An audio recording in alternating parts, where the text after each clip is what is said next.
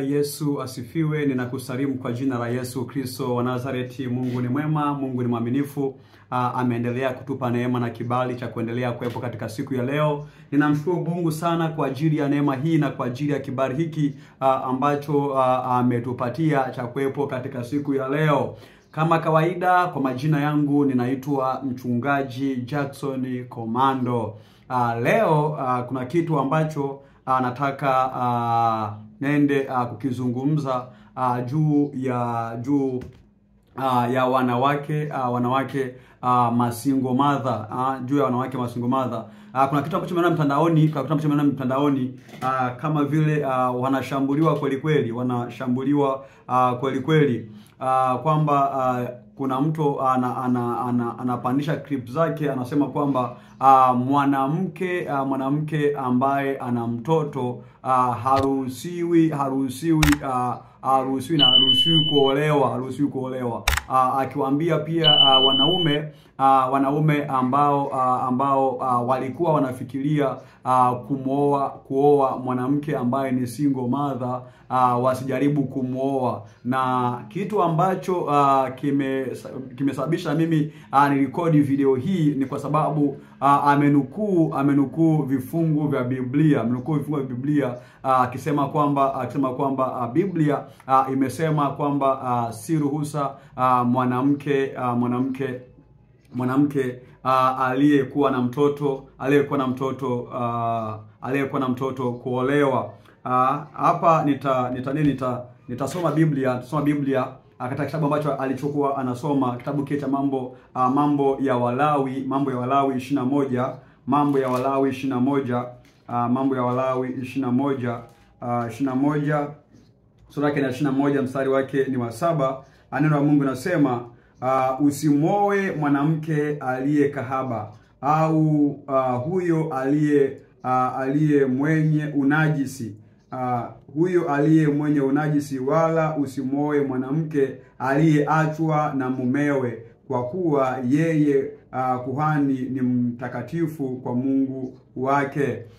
Kwa hiyo hili andiko ndio ambalo amelitoa, kwamba Mungu amesema kwamba mwanamume asimwoe mwanamke aliyeachwa na mume wake. Hii ni ambayo amenukuu kwenye Biblia. Lakini kitu ambacho hakujua, ili andiko walikuwa wanaambiwa ni makuhani ndio ambao walikuwa wanaambiwa kwamba kuhani haruhusiwi kumwoa mwanamke aliyeachwa, wala haruhusiwi kumwoa mwanamke ambaye si bikra. Haruhusiwi kumwoa mwanamke ambaye sio bikra. Kwa hiyo sio kweli kwamba mwanamke ambaye ni single mother kwamba haruhusiwi kuolewa na mwanaume labda ambaye bado hajaoa, sio kweli. Ndoa ni makubaliano, kwamba wakikubaliana kati ya mwanamume na mwanamke, wakikubaliana wanaweza wakafunga ndoa. Lakini kwa mwanaume lazima awe makini. Huyo mwanamke ambaye labda ni single mother lazima awe makini, kwamba hajatoka kwenye ndoa yake. Yani labda kama huyo mwanamke ni single mother, alikuwa tayari ameshaolewa na yule wamefunga ndoa, na yule mume wake bado yupo, hapo huruhusiwi kuwa naye huyo, kwa sababu huyo bado ni mke wa mtu, labda wametengana tu na mume wake. Lakini kama mume wake amemwacha, mume wake walikuwa hajafunga ndoa naye, hapo unaweza ukamuoa. Lakini kama ashaifunga ndoa naye, hapo huruhusiwi kabisa kumuoa. Lakini kama pia ameshafunga ndoa na mume wake labda ameshafariki, huyo hana kifungo, unaweza ukamuoa. Kwa hiyo hicho ni kitu ambacho nimekiona mtandaoni, nami kwa sehemu yangu ikabidi na mimi nirekodi, ili kwamba kuja kukiweka sawa hicho kitu, kwamba mwanamke ambaye ni single mother anaweza akaolewa kwa mujibu wa neno la Mungu, anaweza akaolewa.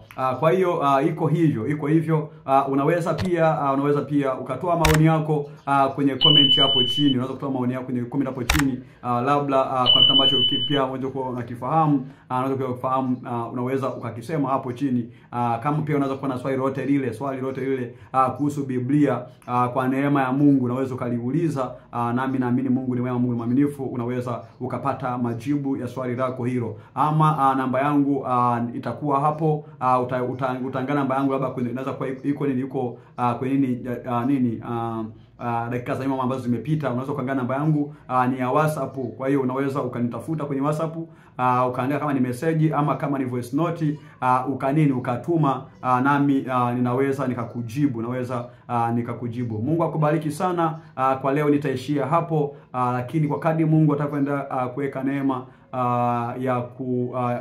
ataenda kunipa neema ya kuendelea kuzungumza, nitaendelea kusema kile ambacho Mungu anasukuma ndani yangu kukisema, ama kile ambacho Mungu anataka nikiseme. Mungu akubariki sana. Ninakusalimu kwa jina la Bwana. Shalom, shalom, shalom, shalom.